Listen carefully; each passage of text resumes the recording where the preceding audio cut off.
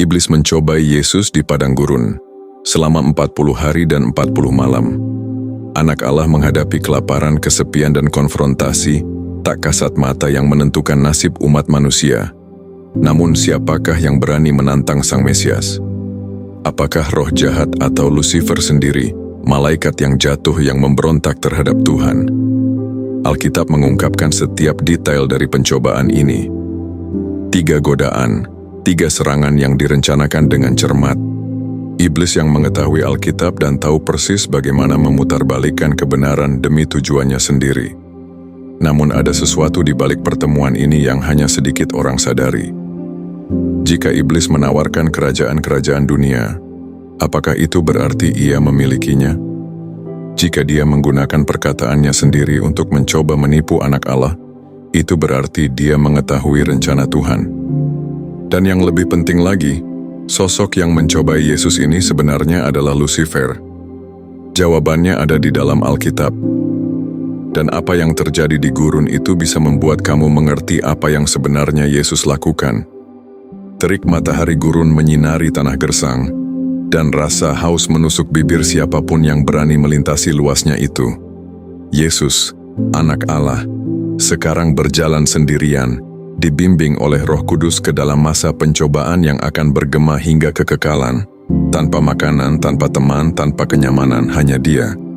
Keheningan mutlak di padang gurun dan mendekatnya si penggoda. Namun siapakah lawannya? Apakah hanya roh jahat atau Lucifer sendiri? Malaikat yang jatuh yang menentang surga? Alkitab menggambarkan momen ini secara langsung. Kemudian Yesus dibawa oleh roh ke padang gurun untuk dicobai oleh iblis. Dan setelah berpuasa 40 hari dan 40 malam, ia kemudian merasa lapar. Injil Matius pasal 4 ayat 1 dan 2. Berikut adalah wahyu yang mendalam tentang tujuan dari peristiwa ini. Yesus tidak dibawa ke padang gurun secara kebetulan atau oleh keputusan manusia, tetapi oleh Roh Allah sendiri. Tuhan yang sama yang telah memimpin Israel melewati padang gurun selama 40 tahun kini membawa putranya ke dalam konfrontasi yang menentukan. Namun, mengapa ia harus melalui hal ini? Padang gurun, dalam tradisi Alkitab, selalu menjadi tempat pengujian dan transformasi. Di sanalah Musa menerima perintah, di mana Elia berjumpa dengan Tuhan dalam bisikan lembut, di mana Israel diuji dan gagal berkali-kali. Sekarang Yesus akan menghadapi padang gurunnya sendiri, bukan karena kelemahan, tetapi untuk meraih kemenangan di mana orang lain telah jatuh. Dia tidak membawa apapun bersamanya kecuali firman dan ketaatan kepada Bapa, dan itulah yang akan diuji. Beberapa hari pertama berlalu, rasa lapar mulai menampakkan dirinya sebagai rasa sakit yang mendalam, kekosongan yang semakin kuat setiap saat. Tubuh melemah, pikiran ditantang oleh keheningan yang mencekam. Iblis yang licik seperti biasanya tidak langsung muncul. Ia menunggu saat yang tepat, titik kelemahan yang paling dalam, kesempatan yang sempurna untuk menyerang. Dan ketika ia akhirnya mendekat, ia tidak menyerang dengan brutal, tetapi dengan suara yang halus, penuh racun dan disamarkan sebagai logika.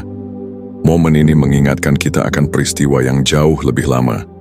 Pada mulanya di Taman Eden, musuh telah mendekati Hawa dengan kata-kata yang penuh perhitungan, memutarbalikkan kebenaran, dan menanamkan keraguan.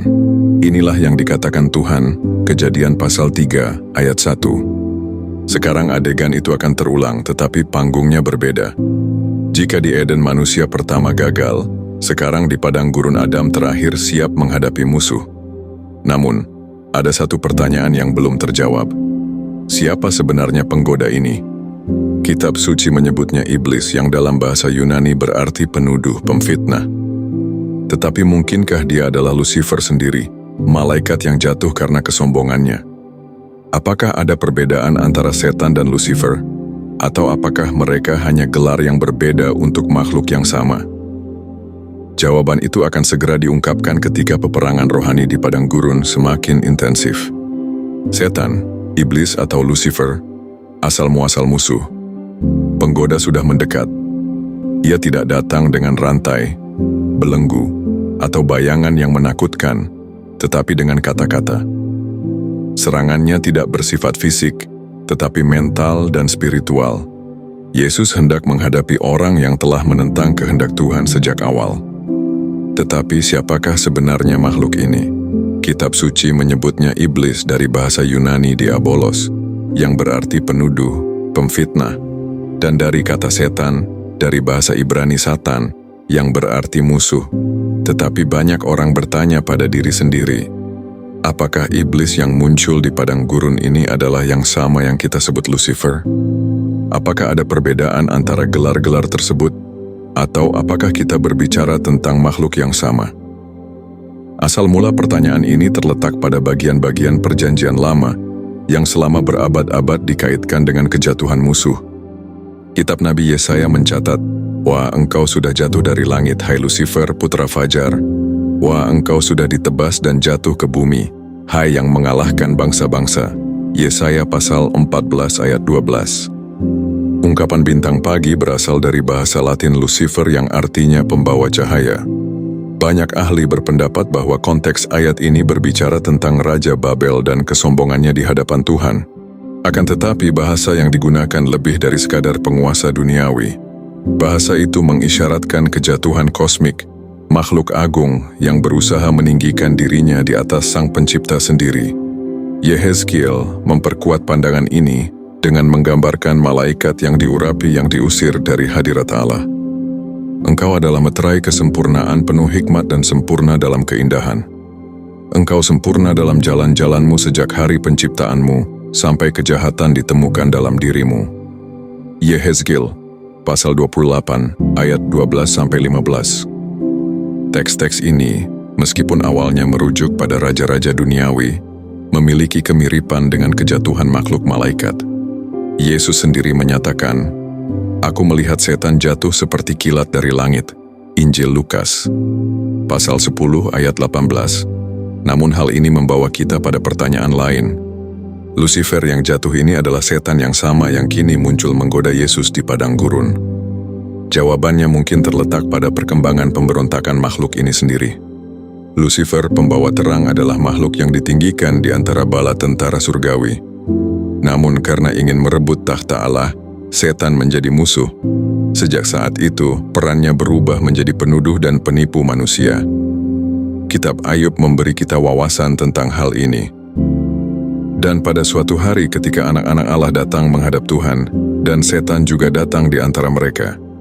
Ayub, pasal 1 ayat 6. Di sini ia muncul mempertanyakan kesetiaan Ayub, bertindak sebagai penentang langsung rencana Allah. Jika ia sudah ada di zaman Ayub, jauh sebelum inkarnasi Kristus, masuk akal bahwa ia adalah makhluk yang sama yang sekarang muncul di padang gurun. Namun, mengapa ia begitu peduli untuk mencobai Yesus? Jawabannya sederhana dan menakutkan. Sejak di Eden ia tahu bahwa keturunan perempuan itu akan meremukkan kepalanya. Kejadian pasal 3 ayat 15. Ia gagal merusak umat manusia pada awalnya. Jadi sekarang kesempatan terakhir mereka adalah menghancurkan Mesias sebelum ia memenuhi misinya. Godaan di padang gurun bukan hanya ujian bagi Yesus, itu adalah perang rohani dalam dimensi kosmik. Musuh tidak muncul hanya untuk menguji perlawanan anak Allah, tetapi untuk mencoba mencegah penebusan umat manusia. Jika Yesus gagal di sana, seluruh janji keselamatan akan runtuh, dan dengan tujuan inilah dia mendekat. Tetapi strateginya tidak akan kentara. Dia tidak akan datang dengan kekerasan atau kekuatan kasar. Serangannya akan halus, seperti ular yang bersembunyi di balik bayangan. Dan upaya pertamanya adalah serangan langsung pada kebutuhan paling dasar tubuh manusia. Kelaparan, godaan pertama, kekuasaan atas materi, keheningan gurun terputus. Udara kering tampaknya semakin berat dan kehadiran si penggoda terasa. Tidak ada suara langkah kaki, tidak ada bayangan yang bergerak di pasir, tetapi sesuatu yang tak terlihat namun nyata memenuhi udara. Itu bukan pertemuan fisik, tetapi bentrokan antara terang dan gelap, antara kebenaran dan kebohongan.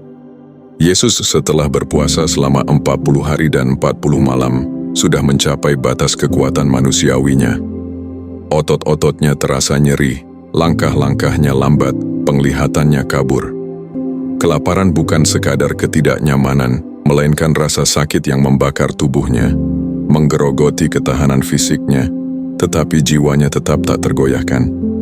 Orang yang telah dituntun oleh roh ke padang gurun tahu bahwa ia tidak berada di sana secara kebetulan, dan tepat pada saat kelemahan itu musuh menampakkan dirinya. Serangan itu tidak datang dengan kebrutalan. Setan tidak menampakkan dirinya dengan teriakan-teriakan, ancaman-ancaman atau penglihatan-penglihatan yang menakutkan. Ia datang dengan kata-kata. Kata-kata yang diperhitungkan dengan dingin, halus, tersamar, logis, dan bahkan tampak mengkhawatirkan. Ia memahami betul sifat manusia. Tahukah kamu bahwa pria mudah menyerah pada keputusasaan ketika kebutuhan paling mendasar mereka diuji? Kemudian dia melancarkan pukulan pertamanya.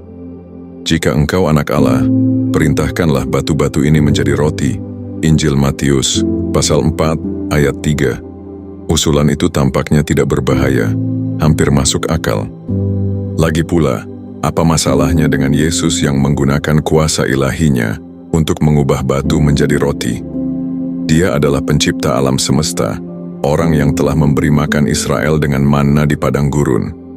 Kemudian, dia akan memperbanyak roti dan ikan untuk memuaskan banyak orang. Jadi mengapa tidak memuaskan rasa laparnya sendiri? Namun, inilah jebakannya. Serangan iblis bukan hanya tentang rasa lapar Yesus, tetapi tentang kepercayaannya yang mutlak kepada Bapa. Setan tidak hanya menyarankan mukjizat, ia mempertanyakan identitas Kristus dan cara ia akan memenuhi misinya. Musuh telah menggunakan strategi ini sebelumnya. Di Eden, ia tidak berkata kepada Hawa, "Makanlah buah itu," tetapi menimbulkan keraguan. Apakah itu benar-benar yang dikatakan Tuhan? Kejadian, pasal 3, ayat 1. Ia tidak secara langsung menyerang tatanan ilahi, tetapi menanam benih pertanyaan. Sekarang, di padang gurun ia melakukan hal yang sama. Ia tidak memerintahkan Yesus untuk mengubah batu-batu itu, tetapi jika engkau adalah anak Allah. Kalimat itu mengandung racun yang halus. Ia tidak menyangkal bahwa Yesus adalah anak Allah, tetapi ia menyiratkan bahwa jika ia benar-benar anak Allah, maka ia harus membuktikannya. Disinilah ujian yang sebenarnya. Apakah Yesus akan menaati Bapa atau akankah ia menyerah pada tekanan kebutuhan yang mendesak? Godaan itu ada dua. Pertama, untuk menyerang identitas Mesias, kemudian untuk membuatnya bertindak di luar kehendak Bapa. Jika Yesus menerima cobaan itu, ia akan menunjukkan kemandiriannya dari Tuhan.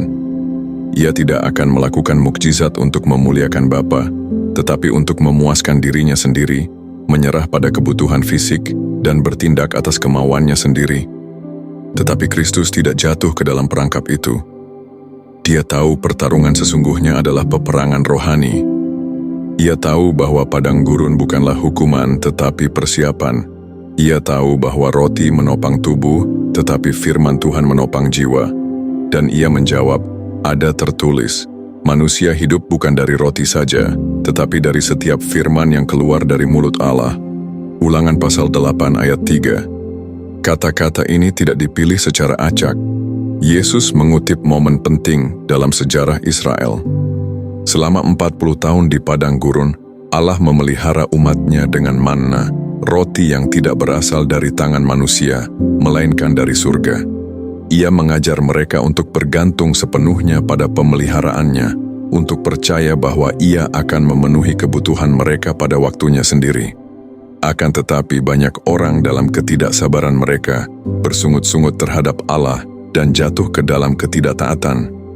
Akan tetapi Yesus tidak akan melakukan kesalahan itu. Ia tidak berada di padang gurun untuk menentang kehendak Allah, melainkan untuk tunduk sepenuhnya kepada kehendaknya. Ia tidak perlu membuktikan apapun kepada iblis. Identitasnya sebagai anak Allah tidak bergantung pada mukjizat yang nyata. Seorang anak sejati menaati bapaknya bahkan ketika kelaparan melanda, bahkan ketika padang gurun tampak tak berujung. Jawaban ini menghancurkan strategi pertama iblis. Setan menyadari bahwa ia tidak dapat membuat Yesus meragukan Bapa atau bertindak di luar waktu Tuhan, tetapi ia tidak akan menyerah. Jika kelaparan tidak cukup untuk mengalihkan Mesias dari rencana ilahi, mungkin godaan berikutnya perlu lebih rumit. kini musuh akan menggunakan sesuatu yang bahkan lebih berbahaya lagi, yaitu firman Tuhan, namun dipelintir dan dimanipulasi untuk melakukan penipuan. Godaan kedua, kuasa atas roh. Serangan pertama gagal. Si penggoda melihat bahwa Yesus tidak akan menyerah pada rasa lapar atau keraguan. Respons yang tegas dan berlandaskan firman menunjukkan bahwa Anak Allah tidak akan membuat keputusan berdasarkan dorongan hati atau bertindak di luar kehendak Bapa. Namun setan tidak akan menyerah begitu saja. Jika Yesus mampu bertahan pada pukulan pertama, maka pukulan berikutnya akan lebih licik, yaitu serangan terhadap kepercayaannya kepada Allah sendiri. Dalam sekejap, Yesus mendapati dirinya dipindahkan ke tempat yang baru. Ia tidak lagi berada di tengah terik panas gurun, tetapi di titik tertinggi Bait Allah di Yerusalem. Kota kudus terbentang di hadapannya, jalan-jalannya ramai dengan para penyembah dan pendeta. Iblis ada di sisinya, dan kali ini dia tidak akan memberikan petunjuk halus begitu saja. Ia akan membawa kitab suci ke pusat godaan. Jika engkau adalah anak Allah, jatuhkanlah dirimu dari sini, karena ada tertulis, Ia akan memerintahkan malaikat-malaikatnya atasmu, dan dengan tangan mereka akan mengangkat engkau, sehingga kakimu tidak akan terantuk batu. Matius 4 ayat 6. Strateginya lebih licik dari sebelumnya. Iblis tidak hanya menantang Yesus, tetapi ia sekarang menggunakan firman Tuhan sendiri untuk mencoba meyakinkannya. Kutipan itu berasal dari Mazmur 91, salah satu teks paling terkenal tentang perlindungan Allah. Namun ada sesuatu yang jahat secara halus tentang pendekatan ini. Setan menghilangkan bagian penting dari ayat tersebut, menghapus syarat yang ditetapkan Tuhan untuk perlindungannya. Seluruh Mazmur itu berbunyi, sebab Ia akan memerintahkan malaikat-malaikatnya atasmu untuk menjaga engkau di segala jalanmu. Mazmur 91 ayat 11. Namun iblis mengabaikan detail penting dalam segala jalanmu yang menunjukkan bahwa perlindungan ilahi bergantung pada ketaatan pada jalan Tuhan. Musuh memutarbalikkan kebenaran, mengubah janji menjadi ujian bagi Tuhan. Yesus segera memahami jebakan itu. Jika dia melompat, dia akan menunjukkan iman yang gegabah, menuntut mukjizat daripada percaya pada kedaulatan Bapa. Itu bukan hanya godaan untuk membuktikan identitasnya, tetapi juga tantangan untuk memanipulasi Tuhan demi keuntungannya sendiri. Godaan di sini sangat halus, memaksa Tuhan untuk bertindak sesuai keinginan manusia, daripada dengan rendah hati tunduk pada rencananya yang sempurna. Yesus menjawab dengan tegas, ada juga tertulis, janganlah engkau mencobai Tuhan Allahmu. Ulangan pasal 6 ayat 16. Dengan pernyataan ini, Kristus menyingkapkan kekeliruan musuh. Iman yang sejati tidak membutuhkan demonstrasi yang spektakuler untuk divalidasi. Tuhan tidak perlu diuji, karena Ia telah membuktikan kesetiaannya sepanjang sejarah penebusan. Tidak seperti Israel, yang menguji Tuhan di padang gurun dengan meragukan persediaannya. Yesus berdiri teguh, menolak untuk bertindak di luar kehendak Bapa. Setan menyadari bahwa taktik ini juga gagal. Jika Yesus tidak menyerah pada rasa lapar, dan tidak memanipulasi Tuhan untuk membuktikan kuasanya, maka serangan terakhir harus lebih langsung dan lebih agresif. Jika ia tidak memutuskan persekutuannya dengan Bapa karena keinginan fisik atau kesombongan rohani, maka mungkin tawaran kuasa dan kemuliaan bisa menjadi jalan keluarnya. Godaan ketiga, kekuasaan atas kerajaan. Selanjutnya, si penggoda telah gagal 2 kali. Yesus tidak menyerah pada rasa lapar atau pada keinginan untuk memanipulasi Tuhan. Strategi musuh harus diubah. Sekarang ia akan mengesampingkan sindiran-sindiran halus dan beralih ke tawaran yang menggoda, sebuah usulan yang melibatkan sesuatu yang jauh lebih besar daripada sekadar keinginan manusia. Dalam sekejap, pemandangan berubah lagi. Yesus sekarang berdiri di atas gunung yang sangat tinggi, dan di hadapan matanya sebuah penglihatan yang mengesankan terbentang. Semua kerajaan di bumi, kekayaannya, kekuatannya, tentaranya, dan takhtanya terbentang di hadapannya. Itu adalah tontonan yang luar biasa, sesuatu yang akan didambakan oleh setiap penguasa di bumi. Kemudian iblis mengajukan usulan terakhir dan paling berani. Aku akan memberikannya kepadamu jika engkau sujud menyembah aku. Injil Matius pasal 4 ayat 9. Kali ini tidak ada lagi tipu daya dalam perkataan musuh. Ia tidak lagi mencoba meragukan identitas Yesus atau memutarbalikkan kitab suci. Sekarang ia mengajukan tawaran langsung, kekuasaan absolut atas dunia, sebagai ganti satu tindakan penyembahan. Usul itu memiliki detail yang menarik. Jika setan menawarkan kerajaan-kerajaan dunia, apakah itu berarti ia memilikinya? Dalam arti tertentu, ya, Alkitab menyebutnya sebagai penguasa dunia ini. Injil Yohanes 12 ayat 31. Dan Allah zaman ini. 2 Korintus 4 ayat 4. Sejak kejatuhan manusia, ia telah berkuasa atas sistem-sistem dunia, memengaruhi pemerintahan, memanipulasi bangsa-bangsa, dan membutakan mereka yang menolak kebenaran. Namun, ada sesuatu yang lebih dalam godaan ini.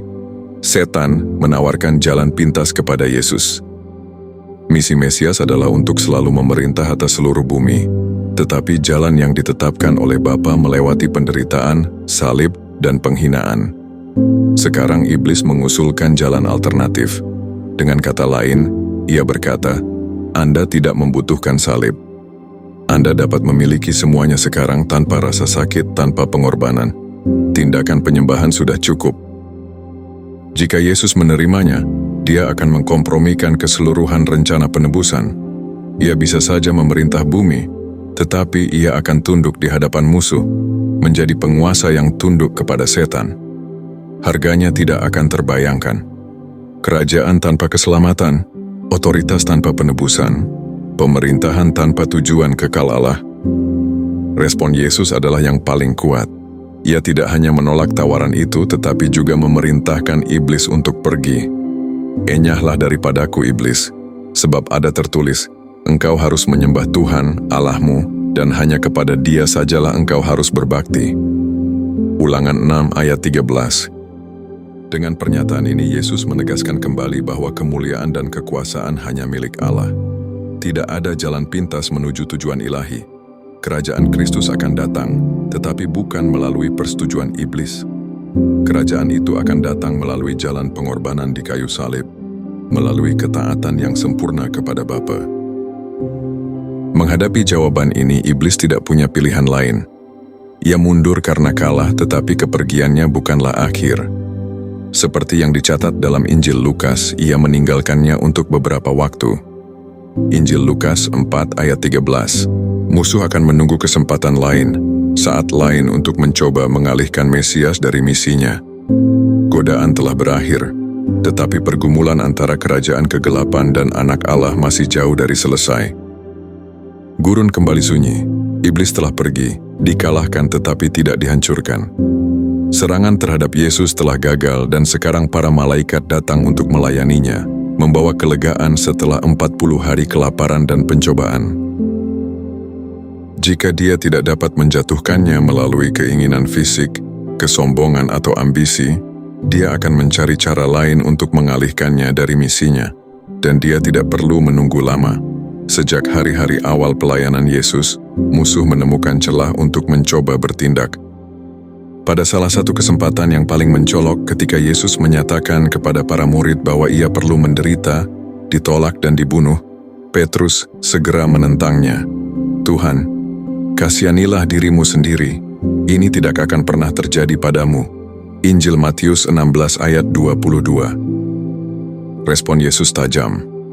Dia tidak menegur Petrus secara pribadi, melainkan pengaruh di balik perkataannya. Enyahlah dari hadapanku, setan. Engkau suatu batu sandungan bagiku, karena engkau tidak mengerti hal-hal dari Allah, tetapi hanya hal-hal manusia. Injil Matius pasal 16 ayat 23. Di sini kita melihat sebuah pola. Si penggoda yang sama yang menawarkan kerajaan dunia di padang gurun sekarang, menyatakan dirinya di mulut seorang murid yang dikasihi, mencoba menarik Yesus menjauh dari salib. Musuh tidak pernah menyerang dengan cara yang jelas. Ia menyusup, berbisik-bisik kepada orang-orang di sekitarnya, mencoba menanamkan keraguan dan menawarkan jalan yang tampaknya lebih mudah. Dan strateginya tidak berhenti di situ. Sepanjang pelayanan Yesus, iblis bekerja di balik layar. Ia memengaruhi para pemimpin agama, menghasut orang banyak, memanipulasi hati yang mengeras terhadap kebenaran, tetapi gerakannya yang terbesar belum terjadi. Pada malam Yesus dikhianati, Injil memberi kita perincian yang mengerikan. Tetapi setan masuk ke dalam Yudas yang bermarga Iskariot, salah satu dari 12 rasul. Injil Lukas 22 ayat 3. Di sini musuh tidak lagi memberi isyarat, tidak lagi berbisik-bisik. Dia menguasai hati yang cenderung berkhianat dan mengarahkan kejadian-kejadian yang mengarah pada penyaliban. Serangan yang dimulai di padang gurun kini semakin intensif di bawah bayang-bayang salib. Namun, ada sesuatu yang tidak dipahami iblis. Ia percaya bahwa kematian Yesus akan menjadi kemenangannya. Dia berpikir bahwa dengan melenyapkan anak Allah, dia akan menggagalkan rencana Tuhan. Namun justru melalui salib kerajaannya mulai runtuh. Yesus menang di padang gurun, tetapi kemenangan definitifnya akan terjadi dalam konfrontasi yang jauh lebih besar. Musuh telah terungkap, strategi mereka terungkap, dan kekalahan mereka akan segera ditutup selamanya. Kekalahan terakhir musuh dan warisan bagi kita. Konfrontasi di padang gurun hanyalah bentrokan pertama. Setan mencoba mengalihkan Yesus dari jalannya, tetapi ia gagal. Dia mencoba memanfaatkan orang-orang di sekitarnya untuk menanamkan keraguan, tetapi dia ketahuan. Jadi, ia memiliki satu kartu terakhir yang tersisa. Menghancurkan anak Allah melalui salib, pengkhianatan Yudas, pemenjaraan yang tidak adil, penghinaan, mahkota duri. Iblis tampaknya menang. Anak Allah ditolak oleh orang-orang yang ingin diselamatkannya. Saat Yesus memikul salib ke Golgota, setan tentu percaya bahwa kali ini ia telah menang, namun ia tidak menyadari bahwa ia sedang jatuh ke dalam perangkap Tuhan. Rencana Allah bukanlah untuk menghindari salib, tetapi untuk mengatasinya. Yesus tidak dipaksa untuk mati. Ia menyerahkan dirinya secara sukarela, menanggung dosa manusia atas dirinya sendiri. Di kayu salib, sesuatu yang tidak terduga terjadi. Momen yang tampaknya merupakan kemenangan iblis berubah menjadi kekalahan terbesarnya. Ketika Yesus menghembuskan nafas terakhirnya, ia menyatakan, "Sudah selesai." Injil Yohanes 19 ayat 30. Kata-kata ini bergema sepanjang kekekalan. Sudah selesai, harga dosa telah dibayar, kekuasaan maut dan neraka telah dipatahkan. Setan yang telah memenjarakan manusia selama berabad-abad, sekarang melihat otoritasnya runtuh di hadapan pekerjaan penebusan Kristus. Rasul Paulus menggambarkan kemenangan ini dengan jelas, dengan melucuti pemerintah-pemerintah dan penguasa-penguasa, menampilkan mereka di depan umum dan menang atas mereka di kayu salib. Surat kepada jemaat di Kolose 2 ayat 15. Apa yang dimulai di padang gurun, berakhir di kayu salib. Dalam pertikaian pertama, setan mencoba menawarkan kerajaan-kerajaan bumi kepada Yesus. Pada akhirnya, Yesuslah yang mengambil kunci-kunci maut dan neraka dari tangan iblis. Wahyu 1 ayat 18. Musuh dikalahkan bukan dengan kekerasan, tetapi dengan pengorbanan anak domba Allah yang sempurna. Namun pertempuran belum berakhir. Iblis masih bekerja di dunia ini mencoba untuk menipu, memecah belah, dan menghancurkan. Ia terus membisikkan keraguan, memutarbalikkan kebenaran, mencoba untuk menyesatkan para pengikut Kristus dari jalan yang benar. Namun, sekarang kekalahannya telah ditetapkan, waktunya telah dihitung. Alkitab memberi kita sekilas tentang takdir akhir mereka. Dan iblis yang menyesatkan mereka dilemparkan ke dalam lautan api dan belerang, yaitu tempat binatang dan nabi palsu itu, dan mereka disiksa siang malam sampai selama-lamanya. Wahyu 20 ayat 10. Kisah yang dimulai di padang gurun akan berakhir pada hari Kristus kembali untuk menegakkan kerajaannya yang kekal. Sampai saat itu, kita tetap teguh mengetahui bahwa kemenangan kita tidak datang dari kekuatan kita sendiri, tetapi dari Dia yang telah menang bagi kita.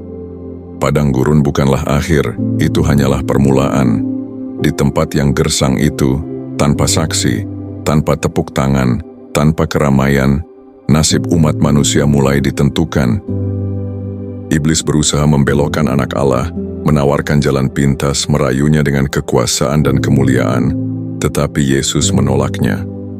Ia tidak hanya mengalahkan godaan, ia menyingkapkan kelemahan musuh dan menunjukkan bahwa kemenangan sejati bukanlah di kerajaan dunia ini, tetapi dalam ketaatan yang tak tergoyahkan kepada Bapa.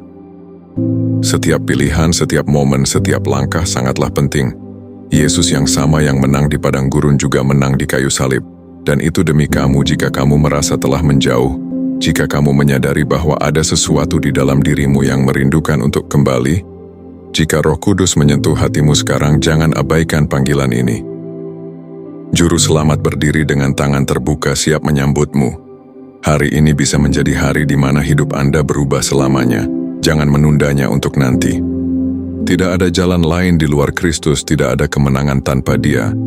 Semoga kebenaran ini mengubah hatimu.